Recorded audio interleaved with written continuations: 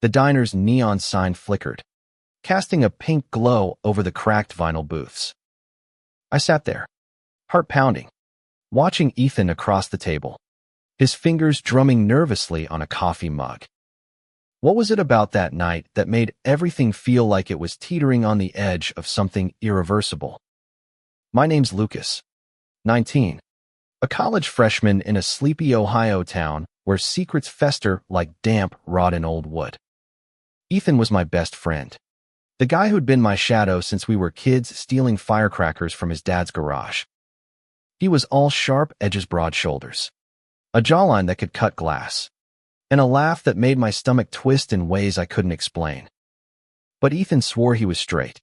Always had. Even when I came out to him last year, and he just shrugged. Said, "Cool. Man. Doesn't change a thing." That night, though, something was different. The air in Rosie's diner felt thick, like it was holding its breath. Ethan's eyes kept darting to mine, then away, like he was chasing a thought he couldn't pin down. "You ever feel like you're lying to yourself?" he asked suddenly, his voice low, almost lost under the jukebox's croon.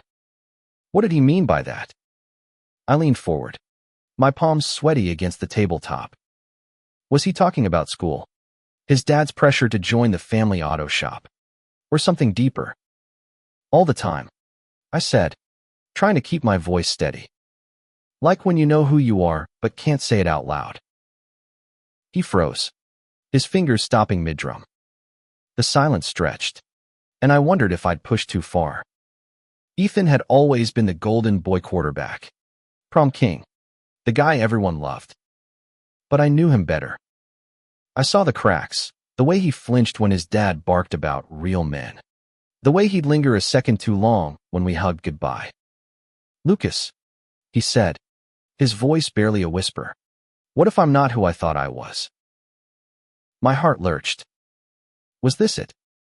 The moment I dreamed of, dreaded, and buried 1,000 times.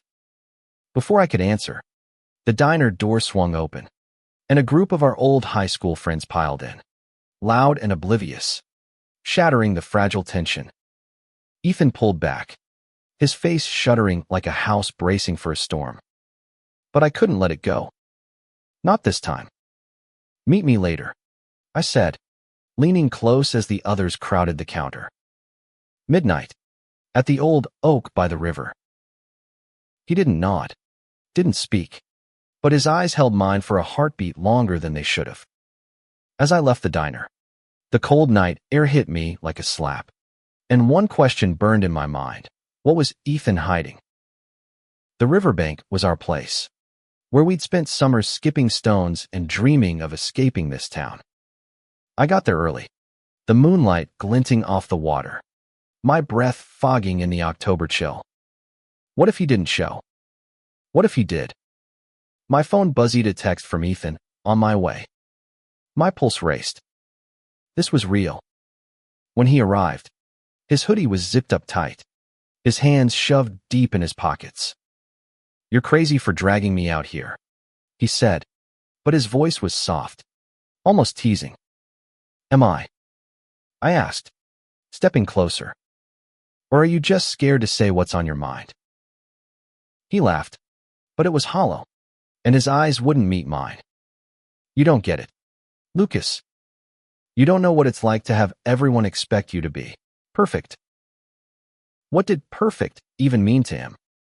I wanted to ask, to push, but I held back. Instead, I sat on the grass, patting the spot beside me. "Then tell me, what's eating you?" He hesitated, then sank down, close enough that our knees brushed. "My dad," he started, voice tight. "He's got my whole life planned out. The shop, the house, the wife, the kids. And I don't know if I want any of it." "Why not?" I pressed, my heart hammering. Was he saying what I thought he was? He turned to me, his face half lit by the moon, and for the first time, I saw fear in his eyes. "Because sometimes, when I'm with you," he stopped, swallowing hard. I feel something I'm not supposed to. What did that mean? My mind spun, torn between hope and caution. Before I could ask, headlights flashed in the distance, his dad's truck, unmistakable with its loud engine. Ethan shot to his feet, panic crossing his face. I gotta go, he muttered, bolting before I could stop him. As his figure vanished into the dark, I sat there, the river's murmur my only company. What had he been about to say? And why did it feel like the truth was closer than ever but still out of reach? The next morning, I woke with Ethan's words echoing in my head. I feel something I'm not supposed to. What did he mean? And why had he run off like that? I stared at my ceiling, replaying every glance, every touch, wondering if I'd imagined the weight behind his words. At college, I spotted him across the quad, laughing with his football buddies, but his smile didn't reach his eyes. Did he even see me? I waved, but he turned away, and a pang hit my chest. Was he avoiding me now? By noon, I couldn't take it anymore. I texted him, "We need to talk." Coffee shop, 3 p.m. No reply. My stomach churned as I sat through lectures, barely hearing a word. What if last night had been a mistake? What if I'd pushed him too far, too fast? At the coffee shop, I waited, nursing a cold latte. Just as I was about to leave, Ethan slid into the seat across from me, his face unreadable. "Sorry," he muttered.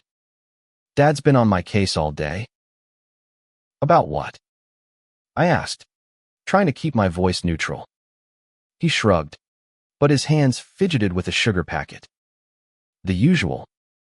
Wants me to quit school, take over the shop full-time. Says I'm wasting my life." I leaned forward. "And what do you want, Ethan?" His eyes flicked up, sharp and searching. "I don't know." "Okay." I thought I did. But he trailed off, glancing around like someone might overhear. "Last night, I said too much." "Did you?" I challenged, my heart racing. "Or did you finally say something real?" He flinched, and for a moment, I thought he'd bolt again. Instead, he leaned closer, his voice low. "Lucas, you don't get it. If I'm not who everyone thinks I am, it'll ruin everything. My dad, my friends, my whole life." What was he so afraid of? I wanted to reach across the table, to tell him it was okay, that I'd be there no matter what. But before I could, his phone buzzed. He glanced at it, and his face darkened. "It's my dad. I gotta go." "Ethan, wait," I started, but he was already up, tossing a crumpled bill on the table. As he left, I noticed his hands were shaking. What was his dad doing to him? That night, I couldn't sleep. I kept thinking about Ethan's fear, his hesitation. I grabbed my phone and scrolled through old photos at the river, at prom, at graduation. In every one, he was smiling, but there was always something guarded in his eyes. What was he hiding from himself? The next day, I found him at the auto shop, grease-stained and miserable. His dad was yelling about a botched repair, and Ethan just took it, head down. When his dad stormed off, I stepped forward. "You okay?" He wiped his hands on a rag, avoiding my gaze. "Just another day?" "It's not," I said, stepping closer. "You're not happy, Ethan. Why do you keep pretending?" He looked at me then, and for a second, I saw the real Ethan, the one who laughed too loud, who stayed up late telling me his dreams. "Because it's easier," he said, voice breaking. "Because if I stop pretending, I don't know who I am." My heart ached. "You're still you," I said softly. "No matter what." He opened his mouth, but the shop bell rang, and a customer walked in. The moment was gone. As I left, I couldn't shake the feeling that Ethan was slipping away, caught between who he was and who he thought he had to be. What would it take for him to choose himself? I didn't know, but I wasn't giving up. Not yet. The weekend hit like a freight train. Ethan's dad was hosting a barbecue at their house, and half the town showed up: neighbors, co-workers, Ethan's football crew. I went because Ethan asked me to, but the whole time, I felt like an outsider watching a play I didn't belong in. Ethan was everywhere, flipping burgers, laughing at bad dad jokes, but his eyes kept finding mine. Was he checking on me, or was it something else? I lingered by the cooler, nursing a soda, when his dad cornered me. "Lucas, you're a good kid, mister," Carter said, his voice gruff. "Keep Ethan on track. Yeah, he's got a future, but he's too soft sometimes." Soft? Ethan, the guy who carried his team to state. I nodded, but my stomach twisted. Did his dad even know him? Later, I found Ethan alone by the garage, staring at the stars. "You good?" I asked, sitting beside him on the tailgate of his dad's truck. He sighed, long and heavy. "I don't know how to do this, Lucas. Everyone's got their eyes on me, waiting for me to be him." He jerked his head toward the house, where his dad's laugh boomed. "Who do you want to be?" I asked, my voice barely above a whisper. He turned, his face so close I could see the flecks of gold in his eyes. "I want to be free," he said, and the rawness in his voice hit me like a punch. "Then be free," I said, my heart pounding. "What's stopping you?" He laughed, bitter. "You think it's that easy? You came out, and yeah, it was rough, but you're still you. If I..." He stopped, running a hand through his hair. "If I admit what I'm feeling, it's over. My dad'll disown me." What was he feeling? I wanted to ask, to make him say it, but I saw the fear in his eyes.